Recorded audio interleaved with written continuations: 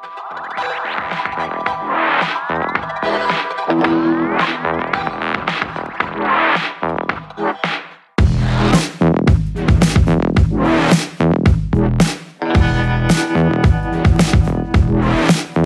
l'épisode d'aujourd'hui, nous allons voir comment importer un fichier AutoCAD et le mettre à l'échelle.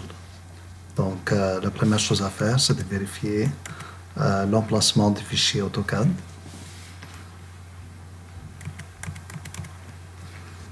OK. Donc, il est dans Tutora. Mon fichier AutoCAD, il est déjà programmé pour être importé dans 3ds Max, ce qui veut dire que j'ai gardé seulement les layers importants pour l'importation. Donc, tout ce qui est superficiel ou nécessaire, je l'ai tout effacé. J'ai fait un fichier uniquement avec les murs, l'emplacement des fenêtres et des portes, ainsi que les mobiliers. Donc, on va regarder ça. Pour importer le fichier AutoCAD, il faut absolument que AutoCAD soit précédent à 3ds Max. C'est-à-dire que si vous avez la version 2020 d'AutoCAD et la version 2018 de 3ds Max, le fichier ne va pas passer. Donc, ce qu'il faut faire, il faut exporter dans AutoCAD les fichiers dans une version antérieure. Donc, par exemple, fichier 2014 ou 2010, et par la suite importer dans 3ds Max. Donc, pour l'importer, on va aller dans Import. Donc, on va aller retrouver le document. Il est possible de créer des liens directement vers le dossier de projet que vous travaillez. Une pratique très courante dans les bureaux, pour ne pas avoir besoin d'aller rechercher le lien à chaque fois. Donc, je cherche mon fichier AutoCAD, je fais Open. Il est très important d'avoir ajusté les unités avant d'effectuer l'importation. Donc, par la suite, ce que vous faites, là, lui, 3ds Max, il détecte les fichiers. Donc, ici, il vous dit quelles sont les dimensions des dessins. Vous devez être certain que votre fichier AutoCAD se trouve autour de l'origine, dans AutoCAD, donc autour de 00. Deuxièmement, qu'il n'y ait pas des éléments éloignés qui sont perdus dans l'espace. Donc, assurez-vous d'effacer tout ce que trouve dans le fichier et que votre dossier, votre fichier lui-même ou votre dessin soit uniquement la seule chose dans le dessin, qu'il n'y ait rien d'autre.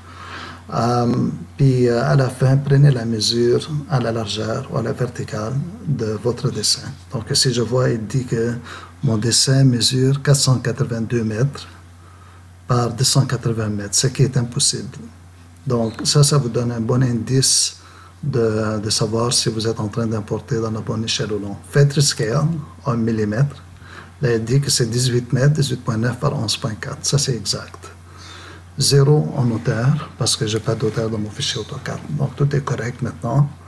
J'ai juste à effectuer l'importation. Vous pouvez regarder et lire les autres aspects du dessin. Donc, je fais OK. Vous allez voir que c'est quand même assez rapide. Voilà mon dessin. Ça, c'est un dessin AutoCAD typique. Vous allez voir les aspects principaux d'une importation réussite. La première chose, le coin de mon dessin, il est sur l'origine. Si je regarde, mes unités, c'est en millimétrique et la grille en 1 mètre chaque. Donc, je compte combien. J'ai 18,9 mètres à la largeur. Les dimensions sont logiques.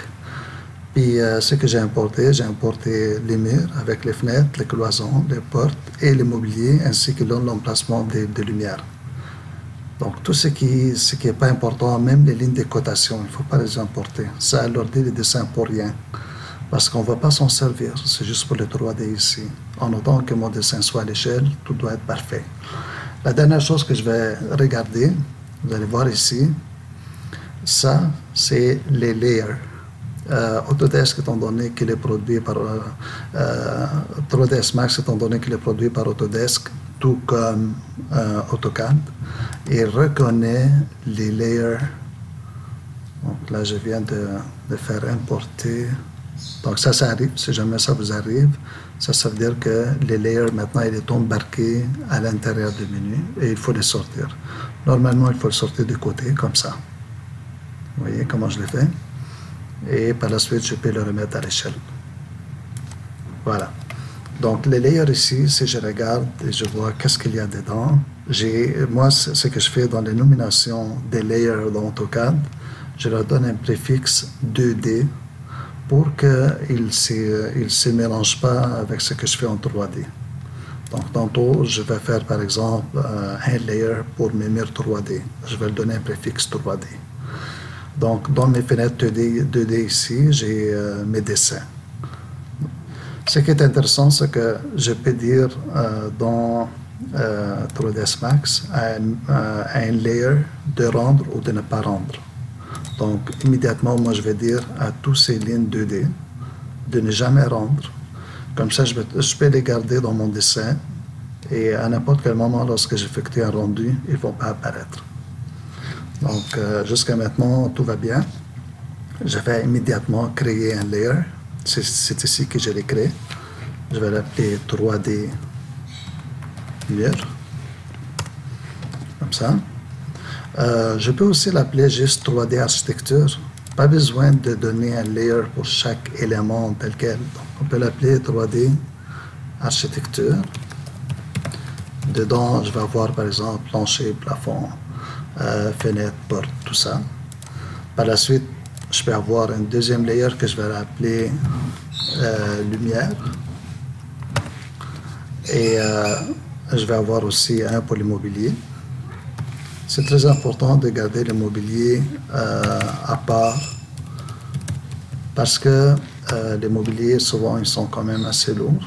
Comme ça, si je veux travailler dans ma maquette avec facilité, donc je peux tout simplement les mettre à off. OK. Donc là, maintenant, j'ai 3 layers nouveaux. Pour mettre un layer par défaut, on peut le sélectionner.